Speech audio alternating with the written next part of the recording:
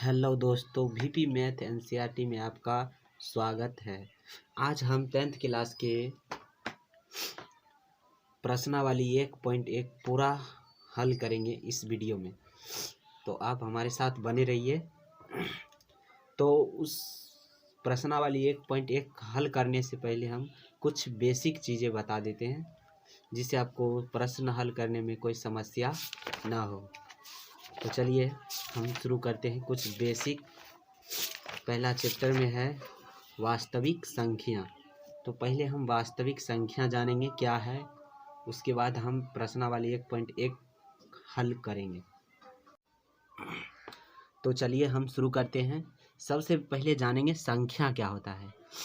तो संख्या यानी 0 से लेकर 9 तक जो अंक होता है उसके समूह को हम संख्या कहते हैं। और संख्या जो होता है दो प्रकार का होता है, एक होता है वास्तविक संख्या और एक होता है काल्पनिक संख्या। तो सबसे पहले काल्पनिक संख्या समझेंगे। काल्पनिक संख्या जो है अभी हमको पढ़ने की ज़रूरत नहीं है, 11th क्लास में हम जब जाएंगे तब इसके बारे में हम पूरा डिटेल से पढ़ते हैं काल्पनिक संख्या के बारे में। वैसे आपको जानने के लिए हम बता देते हैं कि काल्पनिक संख्या क्या है। तो काल्पनिक संख्या जिसे संख्या रेखा पर प्रदर्शित नहीं कर सकते हैं उसे हम कहेंगे काल्पनिक संख्या। तो जैसे हम देखिए √3 है, √3 इसको हम संख्या रेखा पर प्रदर्शित नहीं कर सकते हैं। √-5 इसको संख्या रेखा पर प्रदर्शित नहीं कर सकते हैं, इसलिए हम इसे काल्पनिक संख्या कहते हैं।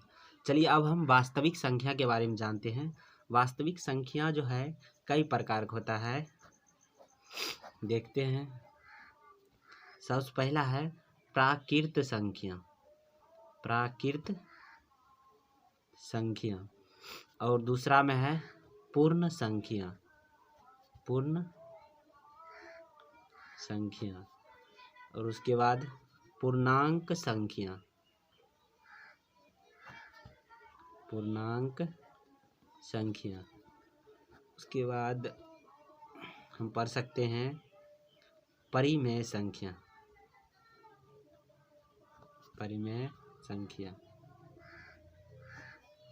अपरिमेय संख्या, अपरिमेय संख्या। तो सबसे पहले जानेंगे प्राकृत संख्या क्या होता है। तो चलिए सबसे पहले हम प्राकृत संख्या लिख लेते हैं। प्राकृत संख्या जिसको नेचुरल नंबर भी कहते हैं।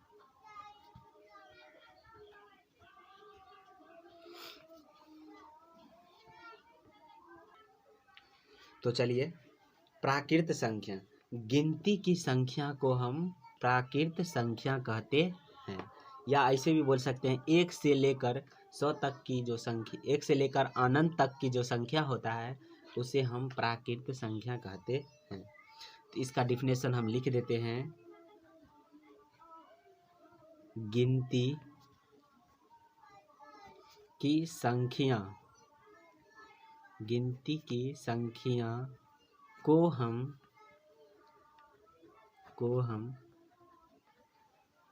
प्राकृत संख्या कहते हैं, प्राकृत संख्या कहते हैं। जैसे हम देखें गिनती हम कहाँ शुरू करते हैं, तो 1 से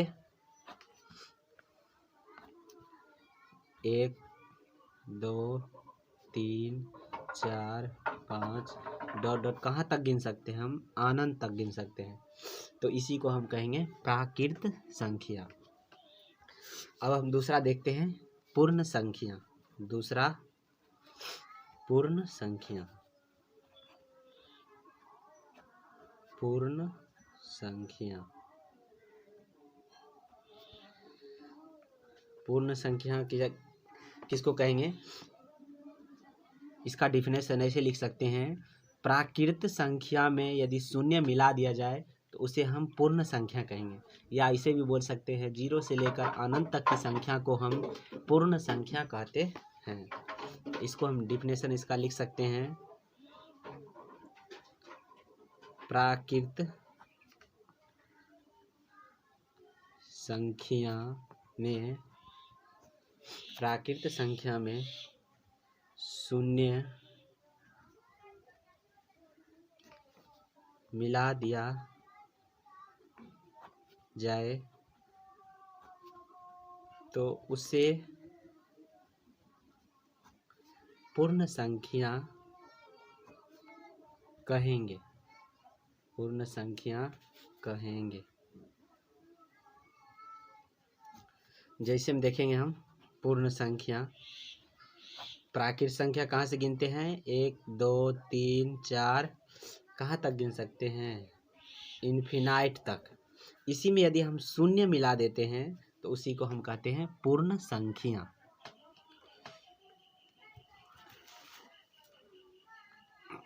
तो चलिए, आप समझ गए होंगे पूर्ण संख्या। उसके बाद आता है पूर्णांक संख्या। देखिए, मैथ को हल करने से पहले इसको समझना बहुत ज़रूरी है। अगर आप ये नहीं समझते हैं तो बीच में आपको मैथ बनाते समय प्रॉब्लम आ सकता है। इसलिए जो बेसिक कॉन्सेप्ट है उसको समझना ज़रूरी है। तो अब हम जानेंगे पूर्णांक संख्या। पूर्णांक संख्या, इसका इंग्लिश नहीं लिख रहे हैं, इसका इंग्लिश जो है हम एक वीडियो में बता चुके हैं, संख्या पद्धति, उसमें बता चुके हैं, इसलिए आप उसको ज़रूर देखिएगा। तो चलिए पूर्णांक संख्या समझते हैं।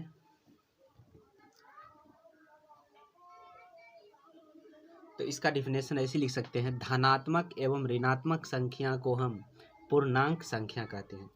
तो धनात्मक एवं ऋणात्मक संख्या को हम पूर्णांक संख्या, इसका डिफिनेशन लिख सकते हैं, धनात्मक एवं ऋणात्मक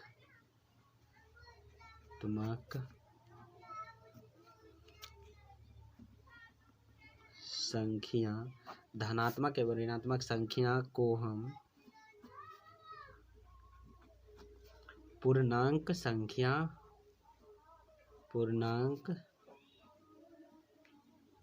संख्या कहते हैं। जैसे हम देखेंगे, हम संख्या रेखा पर प्रदर्शित करेंगे तो जीरो के बाद गिनते 1 2 3, और जीरो से पहले क्या होगा? माइनस का 1, माइनस का 2, माइनस का 3। तो इसी को हम कहेंगे पूर्णांक संख्या। तो आप समझ गए होंगे पूर्णांक संख्या क्या है। अब उसके बाद हम समझेंगे परिमेय संख्या। परिमेय संख्या, तो परिमेय संख्या का डिफिनेशन हो जाएगा, परिमेय संख्या, इसका डिफिनेशन हम लिख सकते हैं, वैसा संख्या जिसे P बट्टा Q के रूप में लिखा जाता है उसे हम परिमेय संख्या कहते हैं। तो इसका डिफिनेशन हम लिख सकते हैं, वैसा संख्या जिसे P बाय Q के रूप में, P बाय Q के रूप में लिखा जाता है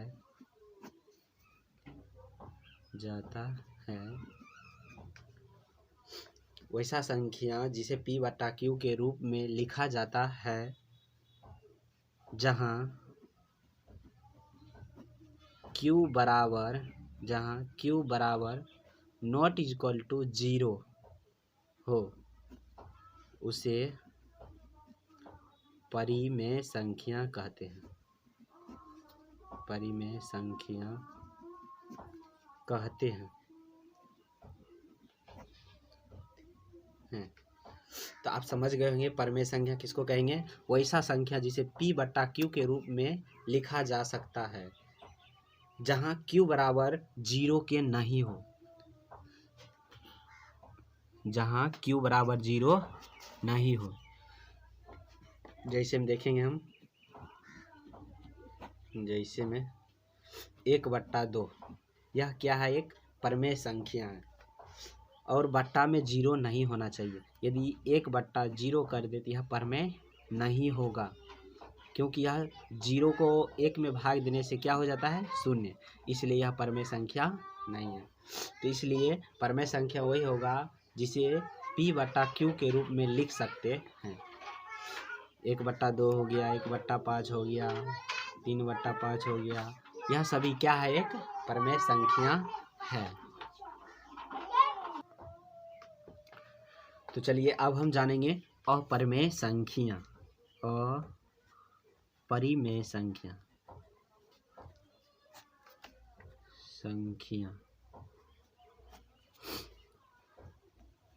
अपरिमेय संख्या किसको कहेंगे, यानी वैसा संख्या जिसे P/Q के रूप में नहीं लिख सकते हैं या नहीं लिखा जाता है, उसे हम अपरिमेय संख्या कहेंगे।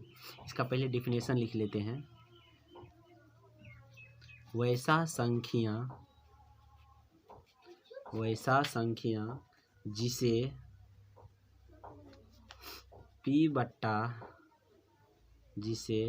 P/Q के रूप में नहीं लिख सकते हैं।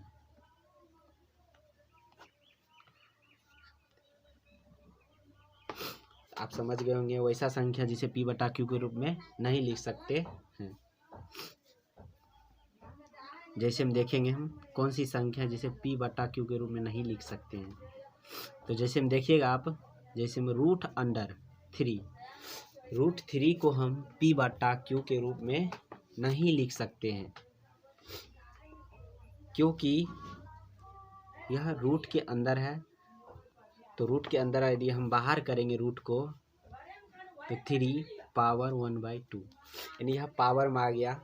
तो इसे हम यानी P/Q के रूप में नहीं लिख सकते हैं, क्योंकि यह पहले पावर में ही बटा आ जाता है। इस वजह से हम इसको P/Q के रूप में नहीं लिख सकते हैं। √3 हो गया, √5 हो गया। अब हम नेक्स्ट वीडियो में √3, √5 इसको हम सिद्ध करके दिखाएंगे कि यह अपरिमेय संख्या है या नहीं। तो इसका अगला 1.3 में है। तो चलिए पहले हम ये जान लेते हैं। अपरिमेय आप समझ गए होंगे।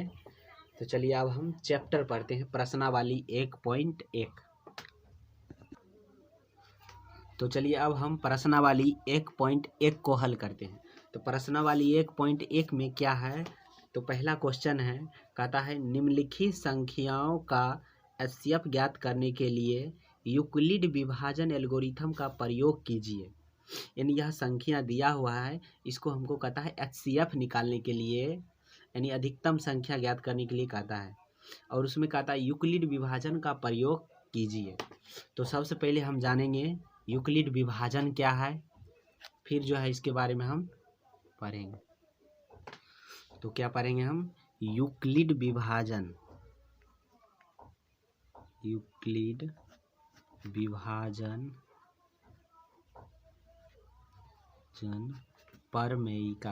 प्रमेयिका, या इसी को प्रमेयिका को एल्गोरिथम बोलते हैं। एल्गोरिथम,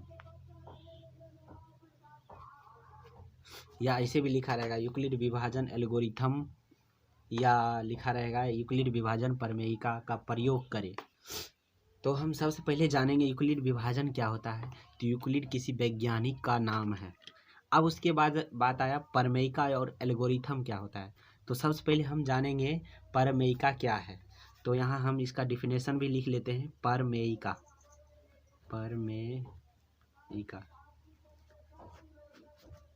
तो प्रमेयिका क्या होता है, एक सिद्ध किया हुआ कथन होता है और इसे एक अन्य कथन को सिद्ध करने में प्रयोग करते हैं।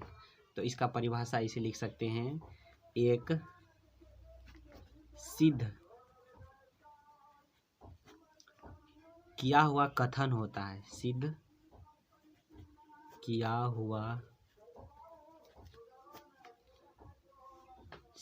हुआ कथन होता है और इसे और इसे एक अन्य कथन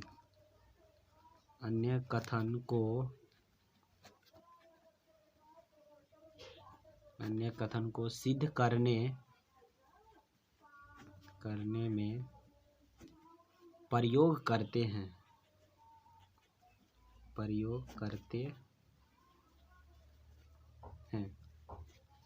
तो आप समझ गए होंगे प्रमेयिका क्या है। एक सिद्ध किया हुआ कथन होता है और इसे एक अन्य कथन को सिद्ध करने में प्रयोग करते हैं। अब उसके बाद आया एल्गोरिथम। तो ये एल्गोरिथम क्या होता है इसके बारे में थोड़ा जान लेते हैं, उसके बाद आसानी से हम क्वेश्चन बना लेंगे। तो चलिए एल्गोरिथम के बारे में जान लेते हैं। यह जो है एल्गोरिथम सुपरिभाषित चरणों की एक श्रृंखला होती है जो एक विशेष प्रकार की समस्या को हल करने की एक प्रक्रिया या विधि प्रदान करती है। इसका डिफिनेशन आप रोक के भी लिख सकते हैं या हम लिख देते हैं, इससे भी लिख लीजिएगा। तो चलिए इसका डिफिनेशन लिख सकते हैं। सुपरिभाषित चरणों की एक श्रृंखला होती है, इसको हम लिख सकते हैं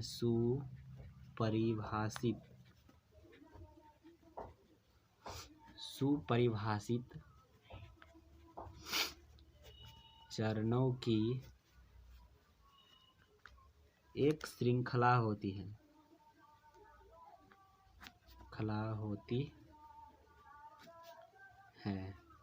सुपरिभाषित चरणों की एक श्रृंखला होती है जो एक विशेष प्रकार की समस्या को हल करने की एक प्रक्रिया है। जो एक विशेष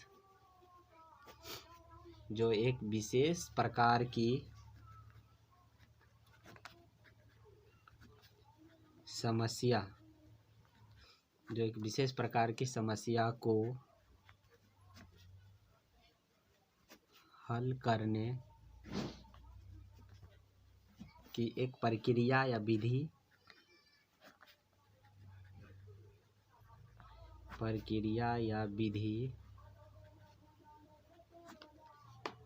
प्रदान करती है।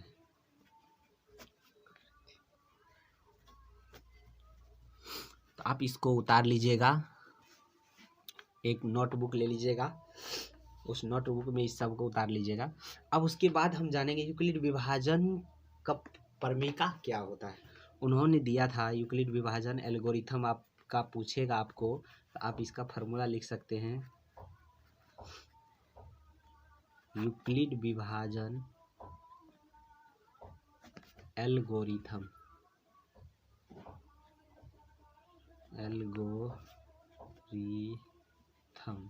या प्रमेयिका। तो इन्होंने बताया था A बराबर बी क्यू प्लस आर, जहाँ A को हम बोलते हैं भाज्य। आपने पढ़ा होगा पहले, A बराबर भाज्य, उसके बाद क्या होता है भाजक गुने भागफल, प्लस में क्या होता है शेषफल। यही यूक्लिड विभाजन का फार्मूला है। तो इसको आप याद कर लीजिएगा, यह क्वेश्चन आसानी से सॉल्व हो जाएगा। प्रश्नावली 1.1 का पहला क्वेश्चन। और इस तरह का एक क्वेश्चन आपको बिहार बोर्ड में जरूर पूछता है। तो चलिए अब जो है हम प्रश्नावली 1.1 का पहला क्वेश्चन पढ़ते हैं और इसी पे बनाते हैं। तो चलिए पहला संख्या क्या कहता है निम्नलिखित संख्याओं का HCF ज्ञात करने के लिए यूक्लिड विभाजन एल्गोरिथम का प्रयोग कीजिए। तो अभी आपको हम बताए थे यूक्लिड विभाजन का प्रयोग करके हमको इसको दर्शाना है। तो चलिए हम सबसे पहले इसका सॉल्व करते हैं।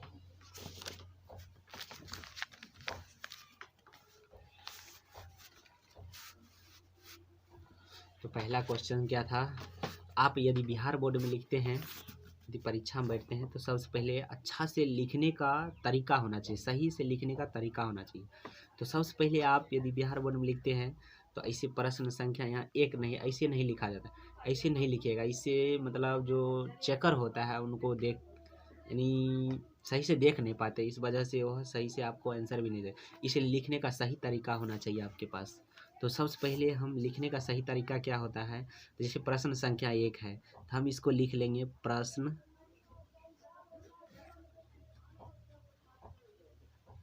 संख्या 1, और इसको हम जो है एक बंद कर देंगे एक डब्बे में। तो चलिए प्रश्न संख्या 1 हम लिख लिए हैं। अब प्रश्न संख्या 1 का पहला था, रोमन में था वो पहला क्वेश्चन क्या है, कहता है 135 और 225 का हमको एचसीएफ ज्ञात करना है यूक्लिड विभाजन से। तो सबसे पहले हम जानेंगे यूक्लिड विभाजन, फार्मूला लगाएंगे इसमें हम। तो क्या होगा,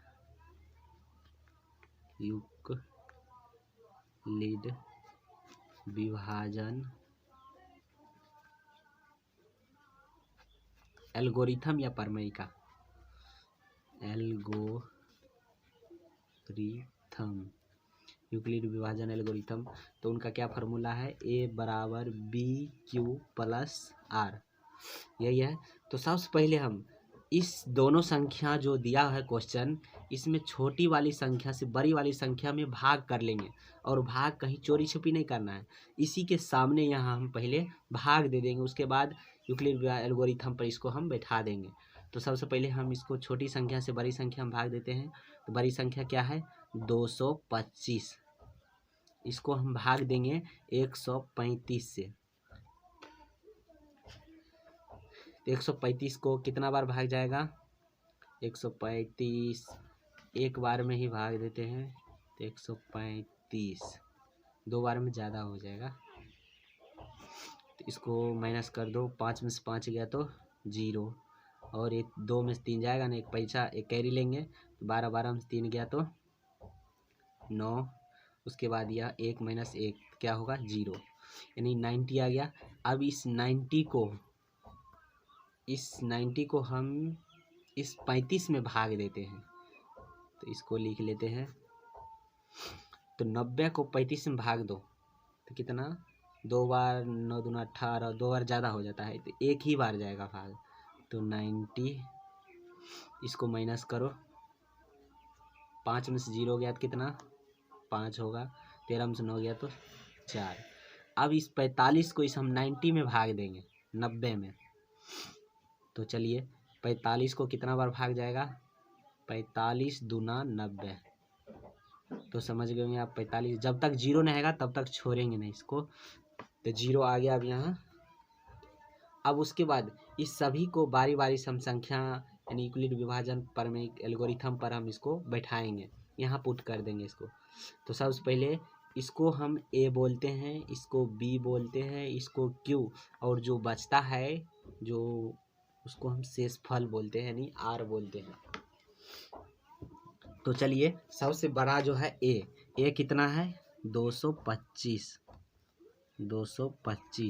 B कितना है 135, और गुने Q इसको बोलते हैं तो AQ प्लस R कितना बचा था तो 90, यह पहला हो गया 90। उसके बाद जहाँ तक 0 है वहाँ तक हम इसको लिखना है। तो चलिए अब इसमें A कौन होगा, A 135 A होगा। तो 135 बराबर, अब इसमें B कौन होगा 90 गुना 1 प्लस में कितना होगा 45, शेषफल कितना है 45। अब उसके बाद थर्ड टर्म क्या है 90 इक्वल टू 45 गुने 2 प्लस 0। तो अब समझ गए होंगे आप कि अब जो है यह जहाँ 0 आया उसके तीसरे नंबर पे जो होगा वही एचसीएफ होगा। तो 1 2 3, तो तीसरे नंबर पे आए तो यही इसका एचसीएफ है। तो हम लिख सकते हैं अतः 135 और 225 25 का HCF कितना होगा? 45। तो आप समझ गए होंगे कि 135 और 225 का HCF कितना होगा? 45। तो चलिए अब नेक्स्ट क्वेश्चन है, यही प्रश्न संख्या 1 का ही दूसरा क्या है? कहता है 196। तो इसका भी हमें HCF निकालना है यूक्लिड विभाजन प्रमेय का प्रयोग करके। तो चलिए हम निकालते हैं।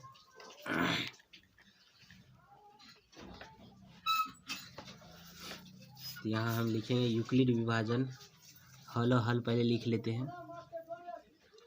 हल हम लिखेंगे यूक्लिड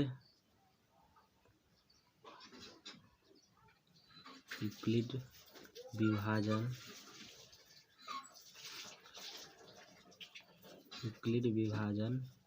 एल्गोरिथम से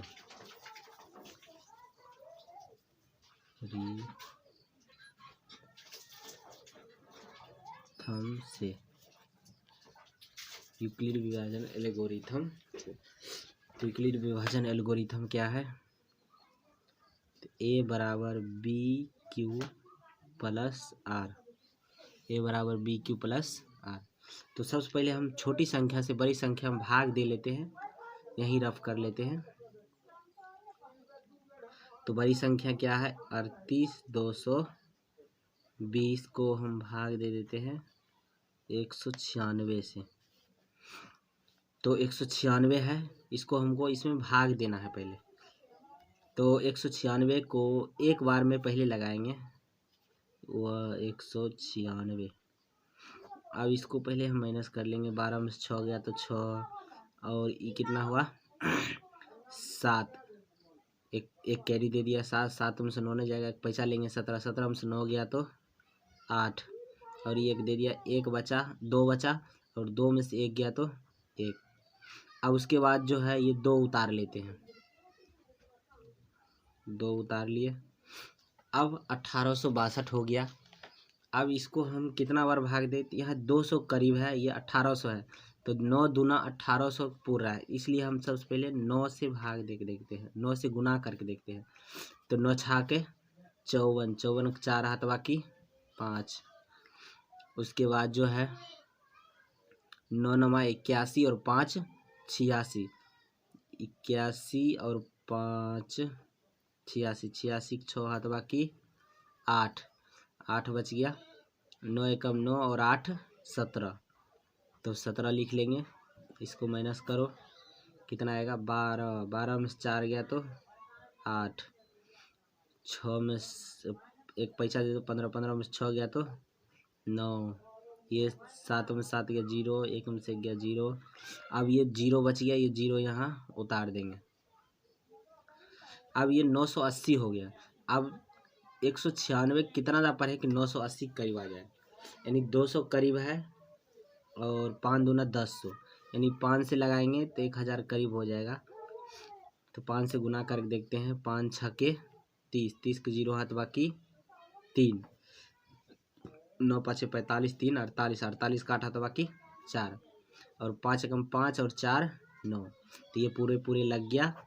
अब इसको हम माइनस कर देते हैं, 0 0 0, यानी यह 0 आ गया, एक ही बार में पूरा भाग चल गया, 195 बार में यह पूरी कट गया। तो अब इसको हम लिख लेंगे, इसमें A ये होगा, B Q और ये शेषफल 0 R।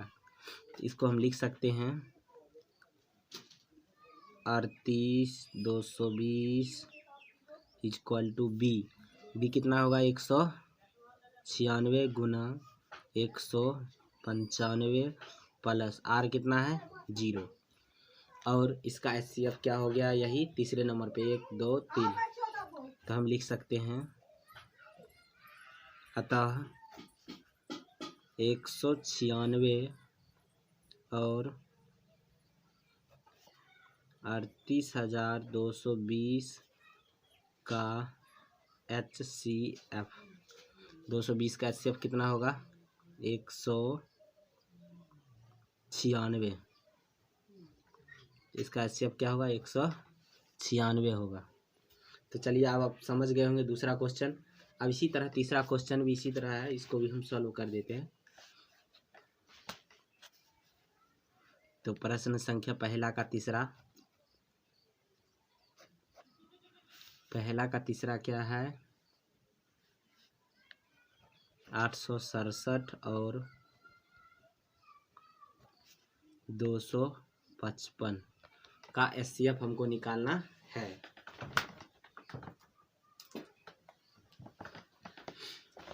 तो इसी तरह हम इसका भी HCF निकालें, यानी A बराबर कितना हो गया, पहले हल लिख लेंगे, उसके बाद A बराबर 867, B बराबर 255। अब यूक्लिड विभाजन एल्गोरिथम लगाएंगे। यूक्लिड विभाजन एल्गोरिथम, इसको हम प्रमेयिका भी लिख सकते हैं। एल्गोरिथम, यूक्लिड विभाजन एल्गोरिथम क्या है, A बराबर BQ प्लस R। तो सबसे पहले हम छोटी संख्या को बड़ी संख्या में भाग दे देते हैं। तो भाग यहीं साइड में भाग कर लेंगे हम। तो भाग देते हैं 867 भागा 255, 867 भागा 255। तो जब इसको हम भाग देंगे, 255 यानी 250 करीब है, तो 800 है, ये 2 चौक 4 बार में 800 हो जाता है, बट 55 है, ज़्यादा हो जाएगा, इसलिए हम 3 बार लगा के देखते हैं। 3 पचे 15, 15 के 5 हाथ बाकी 1, 5 या 15, 100 लग 6 हाथ बाकी 1, अतिरिक्त 24 और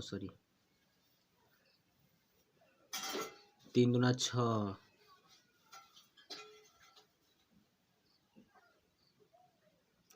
3 दूना 6, 1 7। फिर से इसको एक बार भाग दे के देखते हैं। 5 या 15, 15 के 5 हाथ बाकी 1, 5 या 15, 100 लग 6 हाथ बाकी 1, और 3 दूना 6, 1 7, 765। चलिए इसको हम माइनस कर देते हैं। 7 में से 5 गया तो 2, और उसके बाद 6 में 6 गया 0, 8 में 7 गया तो 1, 102 आ गया। अब 102 को हम इस 55 में भाग देंगे, 255 में। तो चलिए इसको हम भाग दे के देखते हैं कितना आता है। 2 बार में 204 हो जाएगा ना, तो 2 बार ही लगाते हैं। 2 बार में कितना हो गया, 204। अब इसको हम माइनस कर देते हैं। 5 में से 4 गया तो 1, 5 में 0 गया तो 5, 2 में 2 गया 0, 51 आ गया। 51 को अब 102 में भाग देंगे। अब 51 दूना 102 होता है। अब यहाँ देखिए ये माइनस हो जाएगा, 0 0 0। अब ये कितना आ गया, 0 आ गया। अब इस सभी को हम 3 टर्म हुआ, इस सभी को हम इस यूक्लिड विभाजन एल्गोरिथम पर बैठा लेंगे। तो सबसे पहला बनाएंगे A, ये A हो गया, ये B, E, Q, ये R हो गया। अब इसको पहले हम बैठाएंगे। A कितना हो गया, 867 इक्वल टू 255 गुने 3 प्लस R कितना होगा, 102। अब दूसरे टर्म है, तो इसमें A कौन होगा, 255, तो 255 इक्वल टू गुने में B कितना होगा, 102 गुना Q 2 प्लस R क्या होगा, 51। अब उसके बाद तीसरे टर्म में है 102, A होगा 102, 51 गुने 2 प्लस 0। अब 0 आ गया, इस 0 के तीसरे नंबर पे जो संख्या होगा वही इसका HCF होगा। तो 1 2 3 तीसरे नंबर पे है, यही इसका HCF है। हम लिख सकते हैं अतः 867 और 255 का HCF, इसको रफ बना सकते हैं इसे, का HCF कितना होगा, 55 का HCF हो जाएगा 51।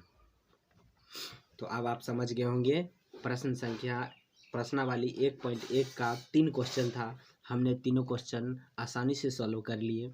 और अब जो है प्रश्न संख्या 2 को हम बनाते हैं, इसको आप उतार लीजिएगा बढ़िया से कॉपी पे, और आप बिहार बोर्ड में इसी तरह लिख दीजिएगा तो आपको 2 नंबर पक्का ही मिलेगा। तो चलिए अब हम नेक्स्ट बनाते हैं प्रश्न संख्या 2। तो चलिए क्वेश्चन नंबर 2 देखते हैं। कहता है दर्शाइए कि कोई भी धनात्मक विषम पूर्णांक 6q+1 या 6q+3 या 6q+5 के रूप का होता है जहाँ q कोई पूर्णांक है। तो ये भी बहुत अच्छा क्वेश्चन है और इस तरह का क्वेश्चन बिहार बोर्ड में एक ज़रूर पूछता है। तो चलिए इसको हम सॉल्व कर लेते हैं।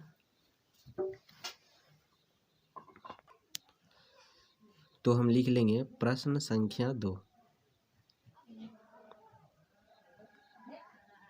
प्रश्न संख्या 2। अब इसको हम ब्रैकेट में बंद कर लेंगे।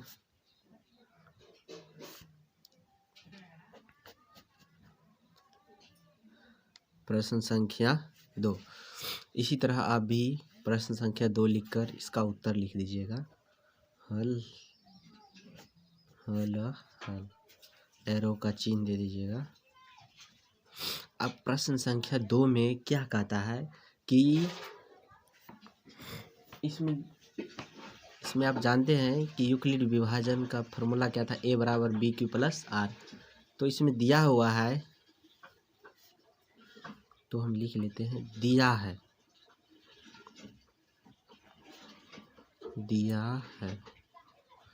इसमें क्या दिया हुआ है,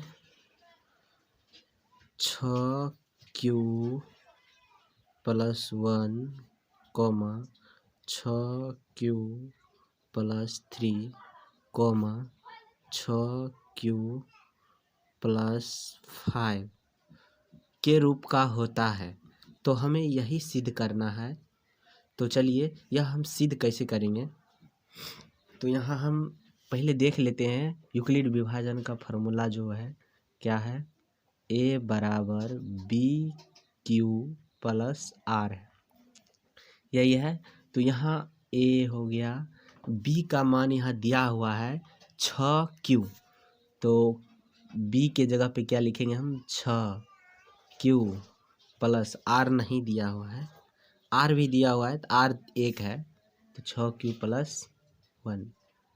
इसी तरह यह तीनों दिया हुआ है, 6q+3, 6q+5। तो इस तरह जो है यूक्लिड विभाजन का B का मान दिया हुआ है और R का मान दिया हुआ है, हमें A का मान पता नहीं। तो सबसे पहले हम क्या करेंगे, मानेंगे क्या। तो यहाँ लिख लेंगे हम माना कि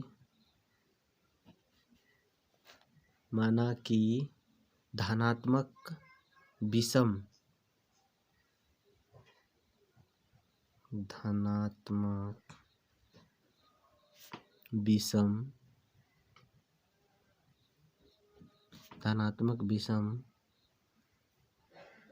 पूर्णांक A, हम मान लिए धनात्मक विषम पूर्णांक A।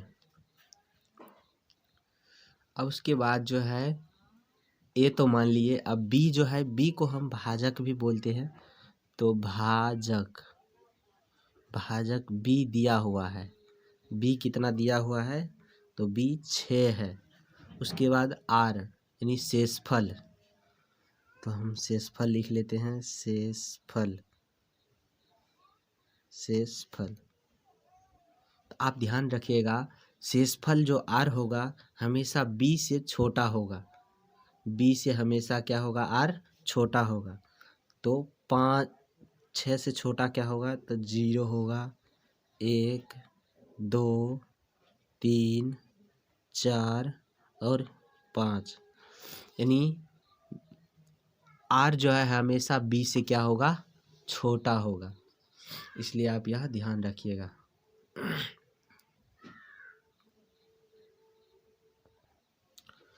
तो चलिए हम निकाल लिए हैं ए बी और आर। अब इसके बाद जो है यूक्लिड विभाजन एल्गोरिथम लगाएंगे। क्या लगाएंगे, यूक्लिड विभाजन एल्गोरिथम। तो यहाँ लिख लेंगे हम यूक्लिड विभाजन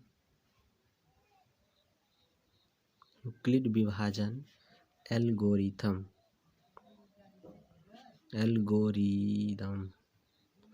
आपको इस चैनल पे chapter by chapter 10th class की सभी प्रश्नावली हल किया जाएगा, तो आप इस वीडियो को देख सकते हैं रोक के। तो चलिए यूक्लिड विभाजन एल्गोरिथम क्या होता है, तो a बराबर b q plus r, a बराबर बी क्यू प्लस आर। तो हम यहाँ लिख लेंगे जब r बराबर 0 रखने पर, यहाँ लिख लेंगे हम जब r बराबर 0 रखने पर, तो जब r बराबर 0 रखेंगे तो a का मान क्या होगा, a का तो a होगा, a बराबर b कितना दिया हुआ है 6, q कितना है, q रहेगा प्लस r कितना है 0। तो 6q और 0 को जोड़ेंगे क्या होगा, 6q, क्या होगा 6q। तो चलिए ये पहला निकल गया। अब दूसरा में क्या है, तो अब दूसरा में जब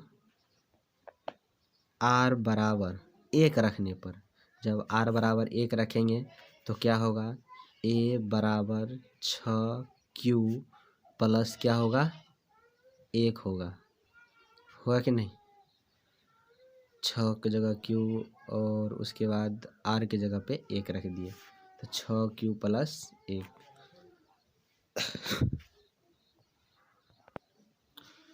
6q प्लस 1।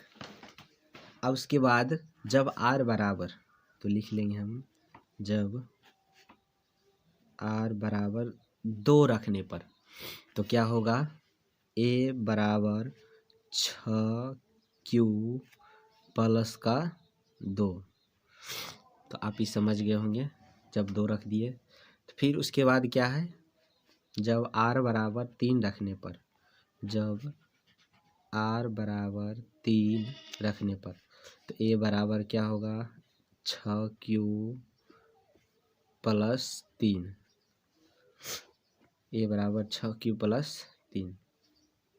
फिर उसके बाद जब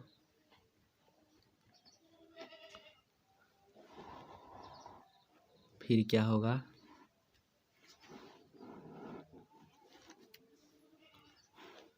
जब r बराबर कितना रखेंगे 4, तो a बराबर 6q प्लस में क्या होगा 4।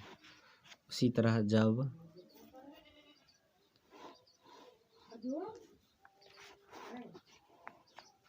उसी प्रकार फिर जब r बराबर 5 रखेंगे, जब r बराबर 5 रखने पर, तो क्या होगा, a बराबर 6q plus 5।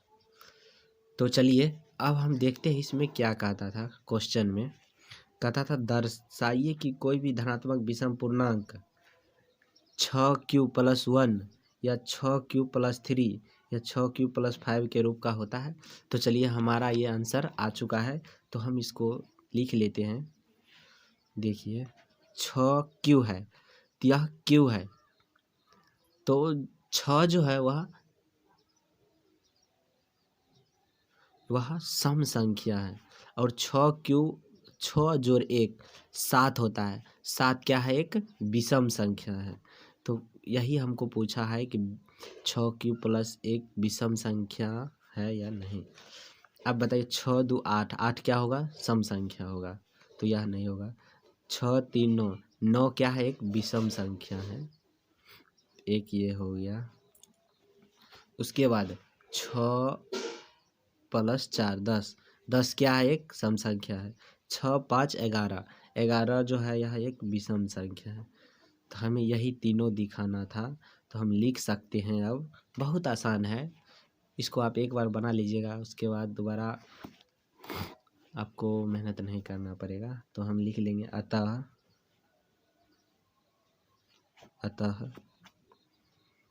6Q plus 1 comma 6Q plus 3 comma 6Q plus 5,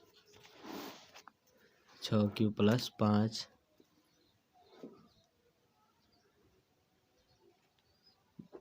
एक धनात्मक विषम पूर्णांक है। विषम, चलिए दोस्त यहाँ स्पेस नहीं है, यहाँ लिख लेते हैं विषम पूर्णांक है।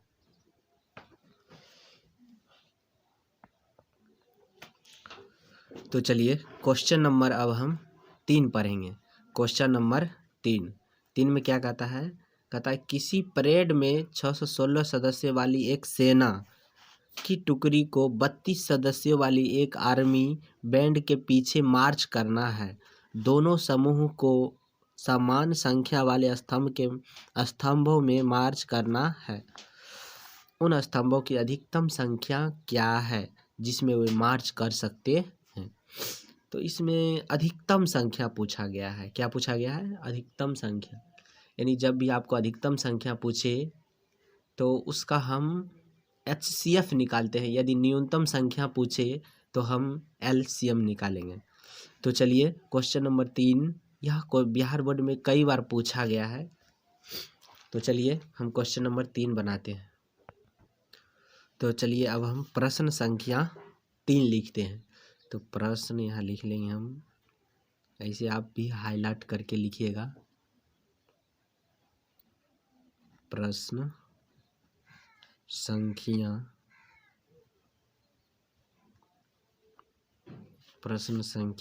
3, और इसको हम बंद कर देंगे।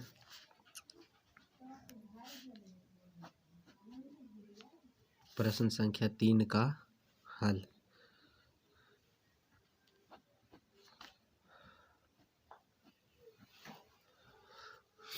प्रश्न संख्या 3 में क्या कहता था? यानी 616 सदस्य वाली सेना की टुकड़ी और 32 सदस्य वाली सेना की टुकड़ी के पीछे मार्च करना है। तो चलिए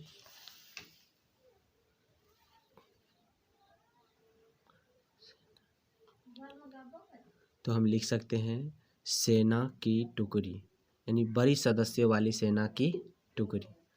तो लिख सकते हैं हम बड़ी सदस्यों वाली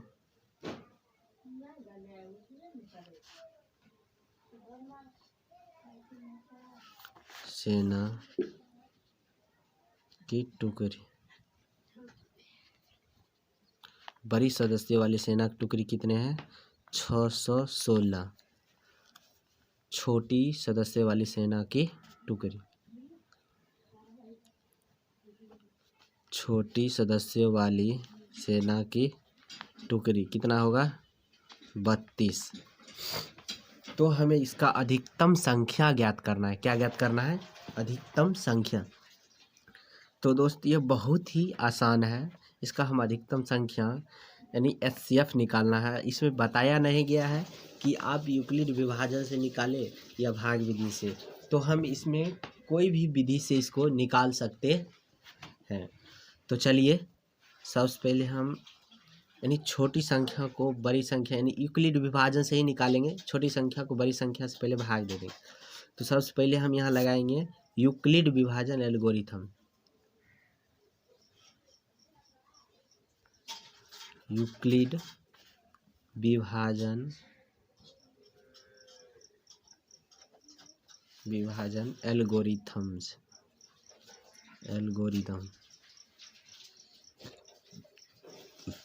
एल्गोरिथम।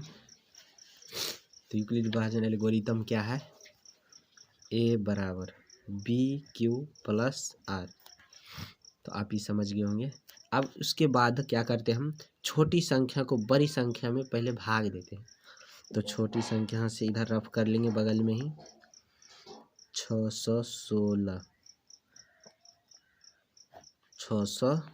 को भाग देंगे हम 32 से। तो आप भाग दो। सबसे पहले 32 2 बार करेंगे तो 64 होता है, 32 दूना 64, लेकिन एक बार ही पहले भाग जाएगा। तो 32 एकम 32। अब इसको माइनस कर दो, 11 में से 2 गया तो 9, 5 में से 3 गया तो 2, 29 आया। अब ये 6 भी यहाँ उतार लेते हैं। अब जो है यहाँ 32 है, यहाँ 296 है, यानी 30 के करीब।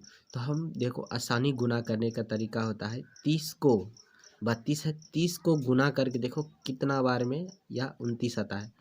तो 3 को पढ़ो, 3 तिया 9, 3 चौक 12, 3 5 15, 6 38 3 8 24, 3 9 27 के करीब हो रहा है, यानी 9 बार में 27 करीब हो रहा है।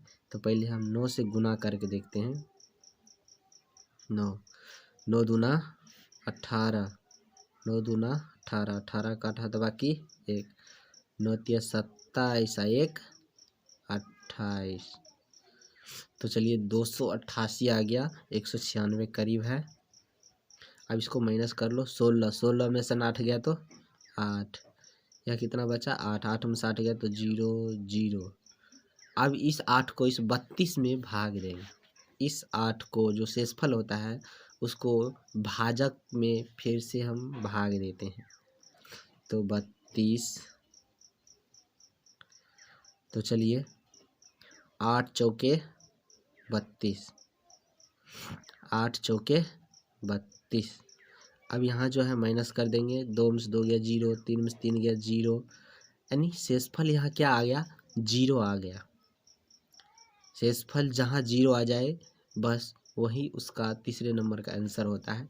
तो चलिए 2 टर्म हुआ है, दोनों टर्म को हम यूक्लिड विभाजन पे बैठा देते हैं। तो चलिए पहला टर्म था क्या 600, यह A होता है, यह B होता है, यह Q होता है, यह R होता है, जो शेषफल बचता है वह R होता है। तो चलिए हम सबसे पहले इसको बैठा लेते हैं। 616 बराबर B कितना है 32 गुना Q कितना है 19, Q कितना है 19 प्लस R कितना है 296, नहीं सॉरी 296 नहीं है 8 है, यह R हुआ, यह एक बार कट गया था, 8 जो है R का मान हुआ। R पहला हो गया टर्म। दूसरा टर्म क्या है A का मान क्या होगा 32, तो 32, उसके बाद B का मान 8 गुना Q का मान 4 प्लस शेषफल कितना होगा 0। और जब 0 आ जाए तो वही के तीसरे नंबर वाले जो होता है HCF होता है। तो 1 2 3, तो हम लिख सकते हैं अतः लिख सकते हैं अतः अधिकतम संख्या पूछा था हमको, लिख सकते हैं अतः अधिकतम संख्या 8 है। तो अब समझ गए होंगे। ये तीसरा क्वेश्चन भी बहुत आसान था, इसको आप 2-3 बार प्रैक्टिस कर लीजिएगा, बहुत आसानी से बन जाएगा। तो चलिए दोस्तों, अब क्वेश्चन नंबर 4 में क्या कहता है, क्वेश्चन नंबर 4 बनाते हैं। तो क्वेश्चन नंबर 4 में कहता है यूक्लिड विभाजन प्रमेयिका का प्रयोग करके दर्शाइए कि किसी धनात्मक पूर्णांक का वर्ग किसी पूर्णांक m के लिए 3m या 3m+1 के रूप का होता है। तो यह भी क्वेश्चन बिल्कुल क्वेश्चन नंबर 2 के जैसा है। तो चलिए इसको भी हम बहुत आसानी से बना लेते हैं। तो चलिए अब हम क्वेश्चन नंबर 4 बनाते हैं। प्रश्न संख्या 4। तो हम लिख लेंगे इसको भी, प्रश्न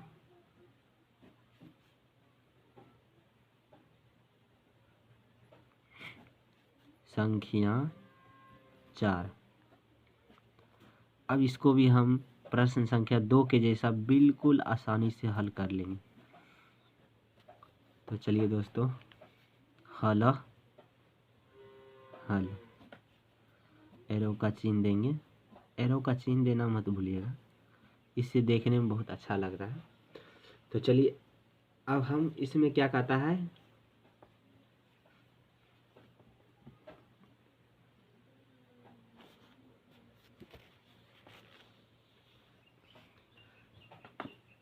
इसमें कहता है 3m या 3m+1 के रूप का होता है। तो सबसे पहले हम इधर लिख लेते हैं, क्या कहता है 3m, 3m+1 के रूप का होता है। तो यूक्लिड विभाजन क्या बोले थे, a बराबर BQ+R। यहाँ आपको पता चल गया होगा b का मान कितना दिया हुआ है 3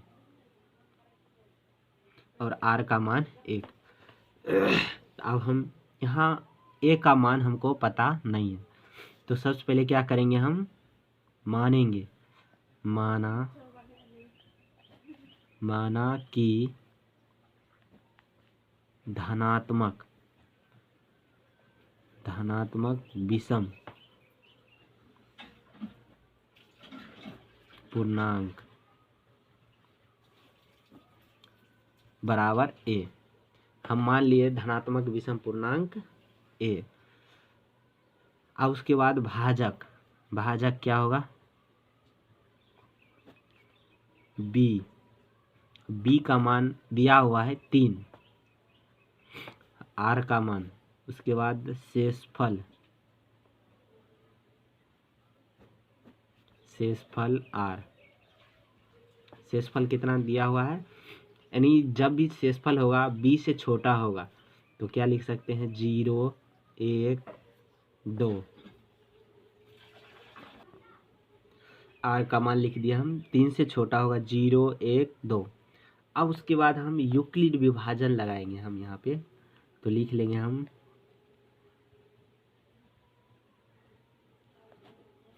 यूक्लिड विभाजन एल्गोरिथम।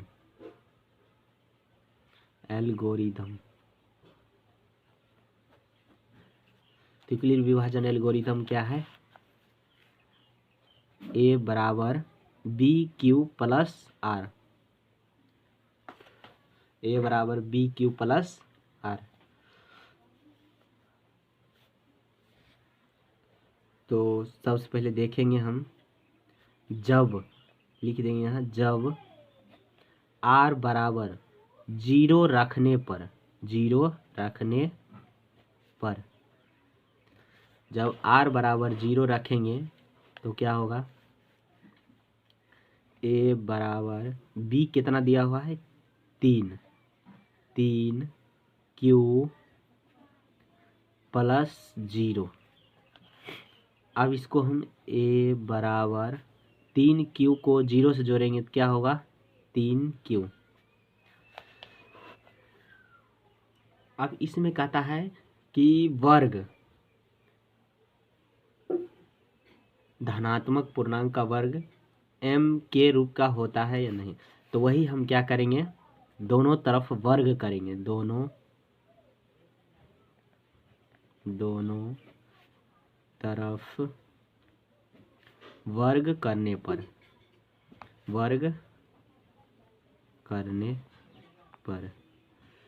दोनों तरफ क्या करना है हमको, वर्ग करना है। तो क्या है, ए स्क्वायर बराबर 3q का स्क्वायर। तो हमने दोनों तरफ वर्ग कर दिए। अब उसके बाद ए स्क्वायर, तो ए स्क्वायर होगा 3 का वर्ग, यानी 3 को जो है 2 बार गुना करना है, मल्टीपल करना है। तो क्या हो जाएगा, 3 तिया 9 क्यू स्क्वायर। अब इस 9 को हम इस तरह भी लिख सकते हैं, 3 गुने 3 क्यू स्क्वायर। अब हम यहाँ क्या करेंगे, तो लिख लेंगे हम यहाँ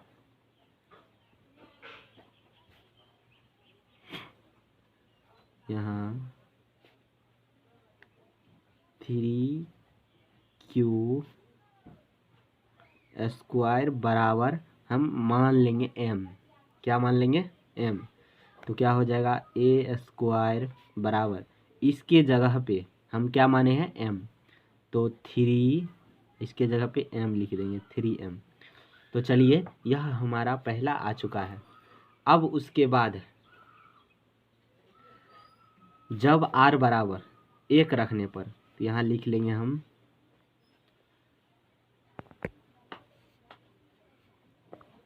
जब r बराबर 1 रखने पर, तो r बराबर 1 रखेंगे तो क्या होगा, क्या फार्मूला है, a बराबर बी क्यू प्लस आर। तो a होगा, b के जगह पे कितना दिया हुआ है, 3, q प्लस 1। अब जो है हमें दोनों तरफ क्या करना पड़ेगा, वर्ग करना पड़ेगा। तो यहाँ लिख लेंगे हम दोनों तरफ वर्ग करने पर, दोनों तरफ क्या करने पर, वर्ग करने पर।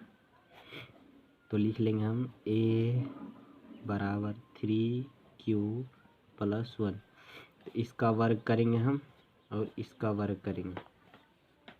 तो a का वर्ग होगा, यह a प्लस बी का होल स्क्वायर। इसका फार्मूला आपको पता होगा, a प्लस बी का होल स्क्वायर। तो क्या होता है, a square plus b square plus 2ab। इसी फार्मूला पे हम इसको तोड़ेंगे, इसको a मानेंगे, इसको b मानेंगे।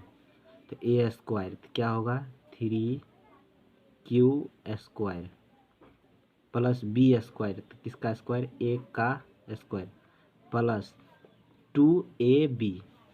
तो 2 गुने a क्या है, 3q गुने b कितना है, 1 है। तो अब हम इसको हल कर लेते हैं। तो a स्क्वायर, 3q का स्क्वायर है, तो 3 तिया 9 q स्क्वायर प्लस 1 का स्क्वायर 1 प्लस, अब इस तीनों को गुना कर लेंगे, 3 दूना 6, 1 को गुना करेंगे 6q हो गया। अब उसके बाद इसमें हम कॉमन ले लेंगे, क्या कॉमन ले सकते हैं, 3। तो a स्क्वायर बराबर 3 कॉमन ले लो, 3 तिया 9 q स्क्वायर प्लस 3 दूना 6q प्लस में 1 हम लिख लेंगे, इस 1 को plus 1।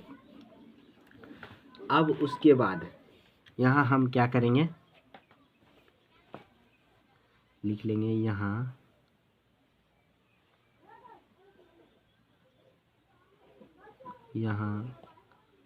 3q square plus 2q बराबर क्या मान लेंगे हम, m मान लेंगे। अब उसके बाद जो है इसको इधर सॉल्व करते हैं। तो क्या हुआ इधर, ए स्क्वायर बराबर 3 और इतने की जगह पे 3q स्क्वायर प्लस 2q बराबर क्या माने हम, m प्लस 1 है तो 1। तो चलिए यही हमको सिद्ध करना था कि 3m या 3m प्लस 1 के रूप का होता है। तो हम लिख सकते हैं अतः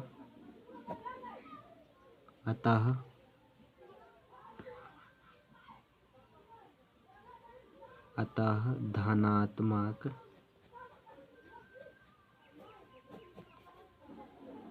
पूर्णांक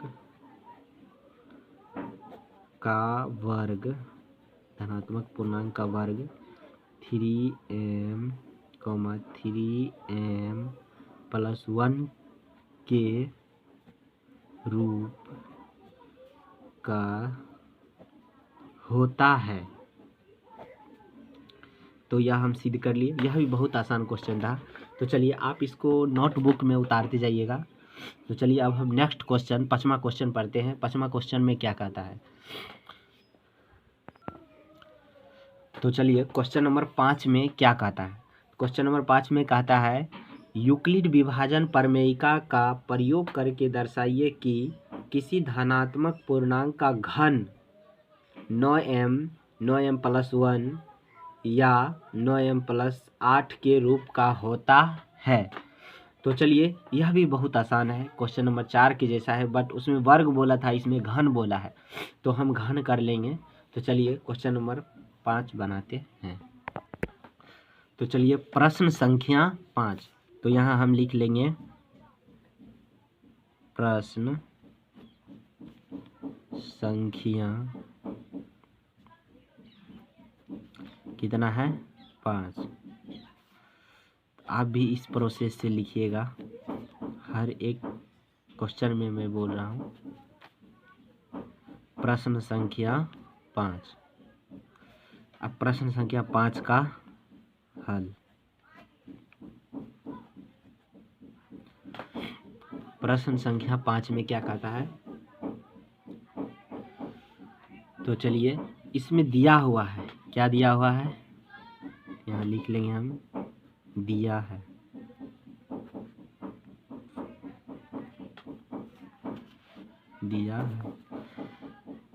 तो 9m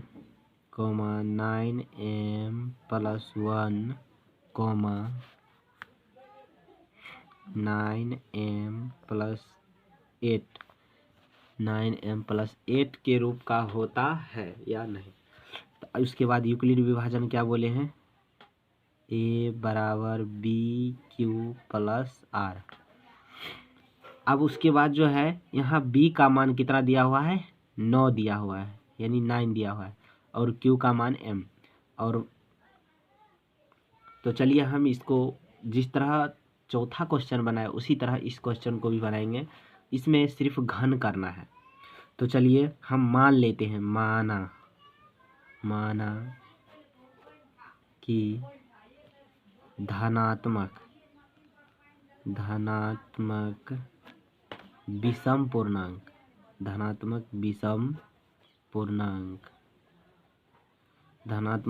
पूर्णांक क्या है, a है, a मान ले, क्या माने हम, a। अब उसके बाद जो है भाजक क्या है, b का मान 9 दिया हुआ है, कितना दिया हुआ है, 9। उसके बाद है शेषफल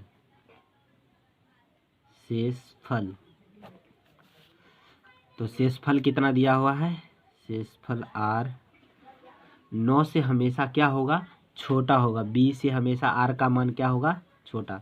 तो लिख सकते 0 1 2 8, इसी तरह 2 3 4 5 6 7 8, इस तरह हम r का मान लिख लिए। अब बहुत ही आसान है। इसके बाद हमको यूक्लिड विभाजन एल्गोरिथम लगाना होता है। तो लगा लेंगे हम यूक्लिड विभाजन एल्गोरिथम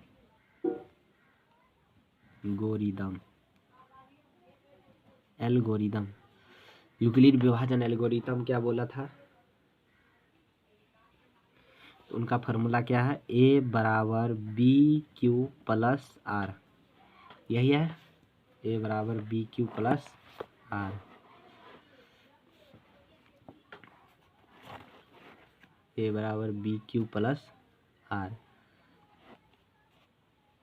यहाँ हम लिख लेंगे जब आर बराबर कितना रखेंगे? 0, 0 रखने पर, जब आर बराबर 0 रखने पर, तो जब हम आर बराबर 0 रखेंगे तो क्या होगा? ए बराबर बी का मान कितना दिया हुआ है? 9, कोमा गुना क्यू का मान, क्यू रहेगा, प्लस आर का मान कितना रखेंगे? 0। ए बराबर 9 क्यू प्लस 0। अब इसको जोड़ लो, ए बराबर 9 क्यू, 0 को जोड़ेंगे तो 9 क्यू होगा। अब क्या करना है हमको? इसको घन करना है। क्या करना है? घन। तो हम लिख लेंगे यहाँ दोनों तरफ घन करने पर,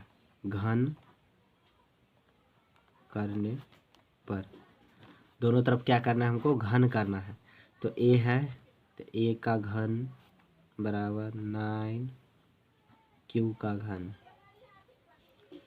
समझ गए होंगे आप? अब उसके बाद जो है इसको हम घन तोड़ लेते हैं। तो ए का घन बराबर 9 क्यू, इसका मतलब 9 जो है यहाँ 3 बार है। 9 कितना बार है? यहाँ 3 बार मल्टीपल में है। तो हम यहाँ लिख सकते हैं 9 गुने, देखो यहाँ हम लिख देते हैं 9 पावर 3 का मतलब क्या होता है? तो 9 3 बार है। तो हम इसको जो है एक 9 लिख लेते हैं और एक 9 9 81 होता है, तो 81 क्यों लिख लेंगे, 9 9 81 क्यों। अब यहाँ मानेंगे, फिर मानेंगे, माना, क्या करेंगे? माना 81 क्यू का क्यू बराबर क्या मान लेंगे हम? m मान लेंगे। क्या माने हैं? m। तो a का क्यू बराबर 9 और 81 क्यू का क्यू बराबर क्या मान लेंगे हम? m मान लेंगे। तो 81 का m। चलिए अब उसके बाद जब, तो यहाँ हम लिख लेंगे अब जब r बराबर 1 रखने पर, जब r बराबर 1 रखने पर, तो r बराबर 1 रखेंगे तो क्या होगा? a का Q plus 9 Q plus 1, r बराबर 1 यही रखेंगे, का होल क्यू होगा। अब ये होल क्यू को हम तोड़ लेंगे। इसका फॉर्मूला हम बताए थे, a प्लस बी का होल क्यू क्या होता है? इसका फॉर्मूला होता है A cube plus 3a square B plus 3ab square plus B का क्यू, यही इसका फॉर्मूला होता है। यह फॉर्मूला बहुत आसान है, इसको याद कर लीजिएगा। 10th क्लास में बहुत सारा क्वेश्चन बनाने के लिए इस फार्मूला का उपयोग किया जाता है। तो चलिए अब हम उसके बाद इसको तोड़ते हैं इस फार्मूला पे। तो a का क्यू, और इसको क्या करेंगे? इसको a मानेंगे, इसको b मानेंगे, इसको इस फार्मूला पे तोड़ लेंगे। तो 9 क्यू, तो क्या होगा? 9 क्यू का होल स्क्वायर गुने बी कितना है? 1 है, 1 प्लस, अब सॉरी 9 a का क्यू है तो 9 का क्यू न होगा। उसके बाद जो है 9 क्यू प्लस 3 गुने ए स्क्वायर, तो 9q का स्क्वायर गुने बी कितना है 1, फिर प्लस 3a कितना है 9q गुने बी स्क्वायर, तो 1 का स्क्वायर प्लस बी का क्यूब है, तो बी का क्यूब यानी 1 का क्यूब। अब इस फार्मूला को हम बैठा दिए यहाँ पे। अब इसको हम गुना कर लेते हैं। ए का क्यूब 9 का होल क्यूब है, इसका मतलब 9 को हम जो है 3 बार गुना करना है। 9 को कितने बार गुना करना है 9 गुने 9 गुने 9, तो 9 81, 81 को 9 से गुना करेंगे कितना होगा 9 अठे 72, 9 एकम 9 और 9 अठे 72 का क्यूब प्लस 9 तिया ये जो है स्क्वायर है, तो 9 का स्क्वायर है तो 9 81, 81 को 3 से गुना करेंगे कितना होगा 3 एकम 3 और अतिरिक्त 24 का क्यूब स्क्वायर। एक को गुना करेंगे एक ही होगा प्लस 9 तिया 27 और एक को गुना करेंगे 27 ही रहेगा, तो 27 क्यूब प्लस में एक कैश क्यूब एक ही होता है। तो चलिए अब हम इसमें कॉमन ले लेते हैं, तो एक का क्यूब कितना कॉमन ले लिए हम 9 कॉमन ले लिए, तो 9 आठे 72, 9 एकम 9 आ क्यूब है तो क्यूब प्लस 9 दूना 18, 9 दूना 18 बचा इसमें 6 और 6 पर 3 63, 9 सते 63 का क्यूब स्क्वायर प्लस इसको 9 तिया 27 क्यूब प्लस में क्या होगा 1। तो चलिए अब हम उसके बाद क्या करते हैं मानते हैं माना क्या माना 81 क्यू का cube plus 27 Q square plus 3q बराबर हम m मानेंगे। क्या मानेंगे m। तो अब हम इसको बैठा देते हैं ए क्यू बराबर 9, इतने के जगह पे क्या लिखेंगे हम m लिखेंगे। क्या लिखेंगे m और प्लस का 1 9m प्लस 1। तो चलिए हमें ये दूसरा मिल गया। अब उसके बाद जब r बराबर 2 रखेंगे क्या रखेंगे, तो यहाँ लिख देंगे जब r बराबर 2 रखने पर, r बराबर क्या रखेंगे 2, तो क्या होगा a बराबर बी क्यू प्लस आर। अब उसके बाद होगा क्या होगा ए क्यू बी कितना दिया हुआ है 9 क्यू प्लस आर कितना रखेंगे हम 2 रखेंगे और इसका भी क्यू कर देंगे। अब इसी फार्मूला पे फिर से इसको हम तोड़ लेंगे। तो फार्मूला आपको पता है क्या है ए प्लस बी का होल क्यूब, तो उसी फार्मूला पे इसको भी तोड़ना है ए प्लस बी का होल क्यूब। तो फार्मूला देख लीजिए, ये फार्मूला है ए प्लस बी का whole cube, A cube plus 3a square B plus 3ab square plus B का होल क्यूब बी क्यू। तो उसी तरह इसको भी हम तोड़ लेते हैं, इसको a मानेंगे इसको b मानेंगे, तो क्या होगा ई तो ए क्यू होगा।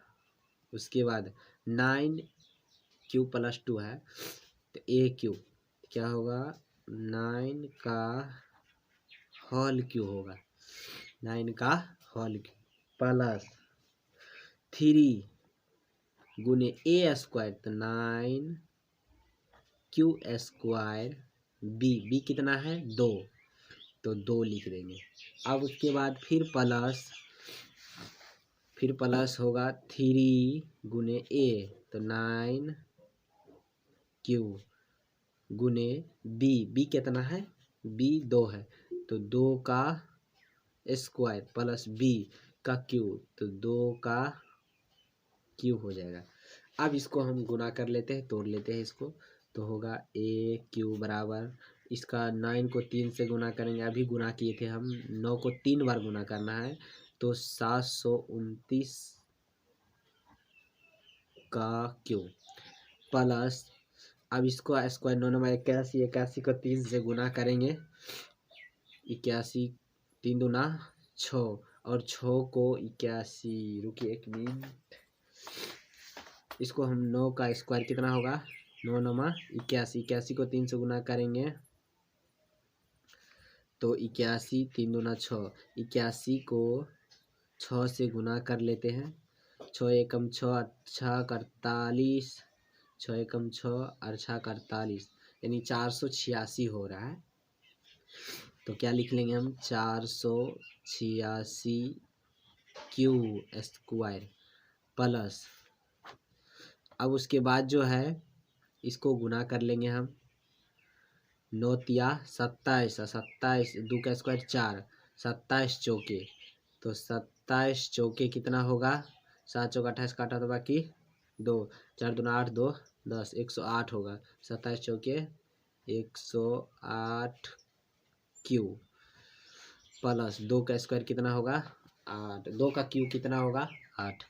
तो चलिए अब हम इसको कॉमन ले लेते हैं, इसमें ए का क्यू बराबर इसमें 9 हम कॉमन ले लेंगे, कितना कॉमन ले लेंगे 9, तो 9 9 8 72 और 9 एकम 9 का क्यूब प्लस 9 तिया 27, 9 चौक 9 पाँचे 45, 9 पाँचे 45, इसमें बचा कितना 3, 3 पर 6 36, 9 चौक 36 का क्यूब स्क्वायर प्लस 9 एकम 9 और 9 दूना 18 क्यूब प्लस में कितना है 8।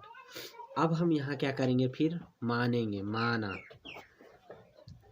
81 Q plus 54 Q square plus 12 Q बराबर क्या मानेंगे हम m, यानी हमको इतना लाना है इसलिए हम इसको m मान लेते हैं। तो ए क्यू बराबर 9m प्लस 8। अब हमारा जो है ई भी आ चुका है, ए क्यू बराबर 9m प्लस 8। तो चलिए हम लिख लेंगे अब, अतः कोई भी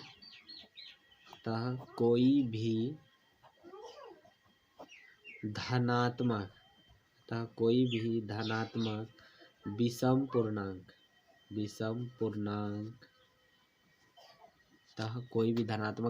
पूर्णांक क्या होगा 9m 9m plus 1 9m plus 8 के रूप का होता है। तो आप समझ गए होंगे कि यह कैसे बना। अब उसके बाद प्रश्न संख्या यानी प्रश्नावली 1.1 हम इस वीडियो में पूरे सॉल्व कर दिए हैं। आप इसको रोक के बढ़िया से अपना देख लीजिएगा। यदि आप हमारे चैनल को सब्सक्राइब नहीं किए हैं तो सब्सक्राइब और लाइक ज़रूर कर लीजिएगा। और हम इस चैनल पे यानी VP मैथ NCERT पे आपको कंटिन्यू पूरा 10th क्लास के NCERT book chapter by chapter ख़त्म करेंगे। तो चलिए आप भी हमारे साथ इस 10th क्लास की तैयारी बहुत अच्छे से कीजिएगा। तो चलिए धन्यवाद, thank for watch my video.